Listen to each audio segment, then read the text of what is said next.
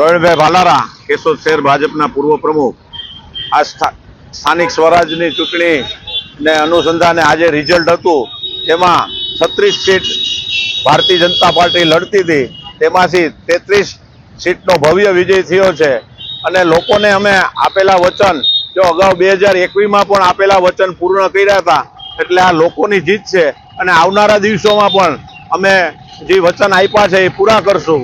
અને આમ આદમી પાર્ટી છે એ મોટા પાયે હોવો દેકારો કરતી હતી, પણ કાંઈ એ પ્રકારનું હતું નહીં, ખોટો લોકોને ગુમરાહ કરતા હતા. અસ્તુ, વંદે માતરમ, ભારત માતા કી જય. હું તેજસ કિકાણી, યુવા ભાજપ પ્રમુખ કેશોદ.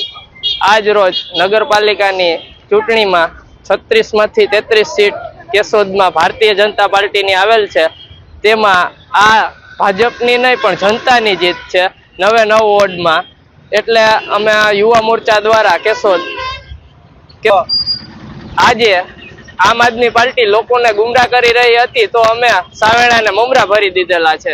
જય શ્રી રામ.